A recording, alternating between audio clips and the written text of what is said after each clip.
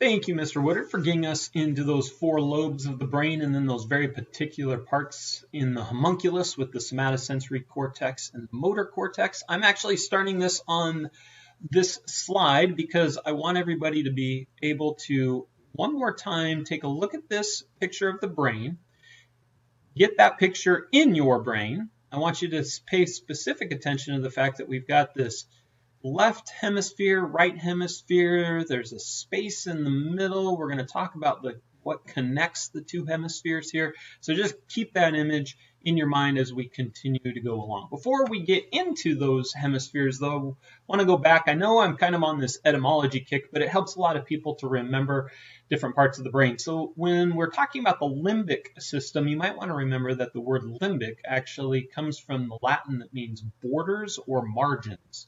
So the limbic system borders the cerebrum as well as the brain stem. It's in the middle and it borders the other parts of the brain. Mr. Woodard also talks about the word subliminal, sub meaning under, limbic borders or margins. So you end up with subliminal is on the borders of consciousness. Hopefully, again, just an etymological way of remembering the limbic system. Okay, association areas. Now, these are kind of some of the unsung heroes of the brain, if you will. Each of the four lobes has an association area, and the association areas are fairly large, actually.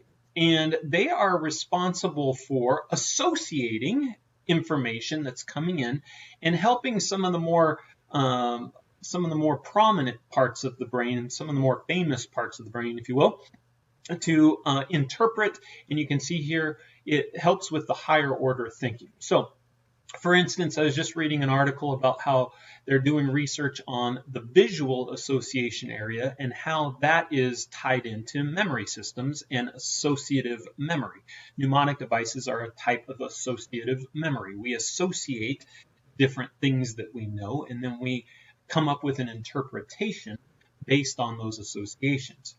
This might be an odd mnemonic device, but again, sometimes odd is good when it comes to mnemonic devices. The way I think about it is we hear about the National Football League's Players Association. Well, in the end, all of us as fans, we just want to watch football on TV. That's kind of the hero of the whole process of football. We want to watch football.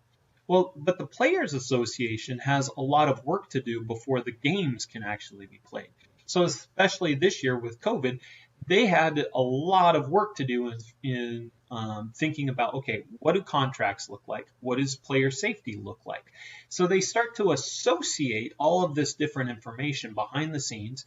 It's a big group of people, all of the NFL players, kind of like the association areas in the brain are larger parts of the brain.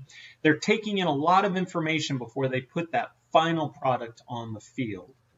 Just like an association area is taking in a lot of information, processing it, and then helping other major parts of the brain come to a final decision or final interpretation. Again, might be an odd way of remembering it, but hopefully that'll help. All right, plasticity, one of the most interesting facets of our brain. That and the split brain, which we'll be talking about. Actually, Mr. Woodard will probably get to talk about it more than I do. So plasticity is that ability of our brain to modify itself, to change itself, to actually change form. If you think about our roots and stems, plasto meaning molded, right? So Mr. Woodard had that great example of the piece of paper that if you fold that, that's the brain changing as it learns things. What about damage to the brain? If there's damage to the brain, other parts of the brain will take over in order to compensate for that damage. Really like the example in your book talking about how studies have been done on those who are deaf actually having better peripheral vision. So that the brain takes over to compensate. Well, I can't hear somebody coming from the side of me or behind me, but my vision is going to be that much better to compensate for the lack of hearing. So plasticity is really interesting. Now, if you really want to get an interest or watch an interesting video, you can watch the clip that is here, that's linked right there. Oops. And you'll actually see a story about our current Secretary for the Department of Housing and Urban Development, remove the brain, the right hemisphere of the brain, not an entire brain, the right hemisphere of the brain of a young girl who was having horrible, horrible problems with seizures. His name is Ben Karsten, and he is actually a neuroscience or neurosurgeon by trade. And it's a wonderful, about 5-6 minute clip talking about the process of removing the right half of this young girl's brain. And then there is this other clip here, which is much shorter, and you actually see this young girl actually grown into an adult, fully functioning woman without half of her brain. Fascinating stuff, but it's all due to the brain's plasticity to compensate for what it's missing. Now, I think we've mentioned both Wernicke's areas and Broca's areas in a previous video. We're going to get a little bit more specific with those now. Now, both of these are in the left hemisphere. Wernicke's areas in the temporal lobe, although it really kind of seeps into the parietal lobe with current research, and Broca's areas in the frontal lobe. Wernicke's area is responsible for understanding language. Broca's area is responsible for actually putting that being able to speak language. Think of a word, think of a sentence, and actually communicate that sentence. And so this is a very simplistic model, which they realize it's much more complicated, but it's a good way to remember these.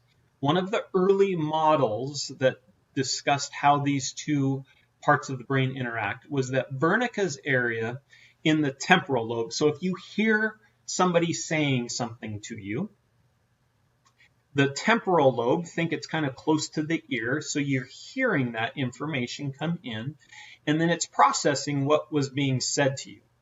It would then send that information over to Broca's area in the frontal lobe, which would then determine what to say, send that information up to that motor cortex that Mr. Woodard was talking about in order to actually produce the response.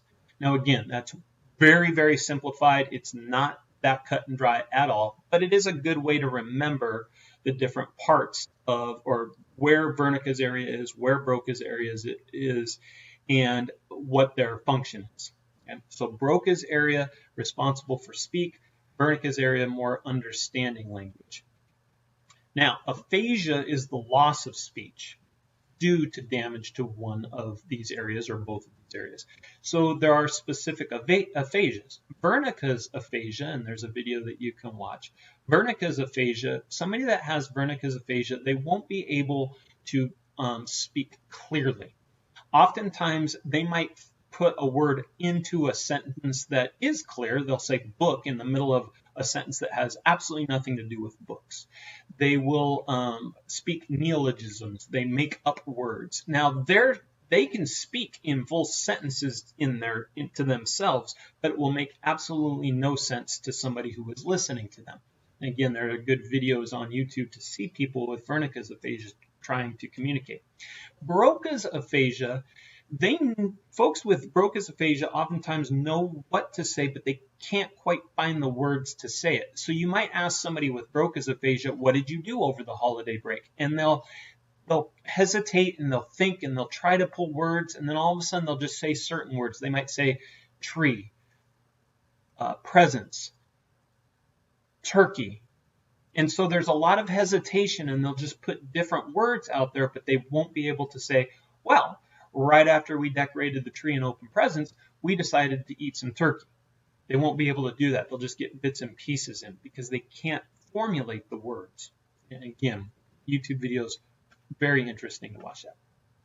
Now, the brain is actually split, like I showed you on that initial picture. And so there's two halves of the cerebrum. And how those halves are connected, we saw that little, in the picture, there's the black line that's separating the two halves. Deeper within that line is what's called the corpus callosum. And it's a bundle of nerves that connects the two parts of the brain. You can actually sever the corpus callosum, and Mr. Woodard gets to talk about this, it looks like. And there is cerebral dominance. Now, there's the old stereotype, there's left brain people and right brain people. Right brain people are good at math, right brain people are good at English. There's some kind of truth to that because of what's called cerebral dominance. But the two halves of the brain, just because you're good at math doesn't mean that your left brain is really, really strong and your right brain's not. That's not what that means. There's way more communication going on between the two halves of the cerebrum. But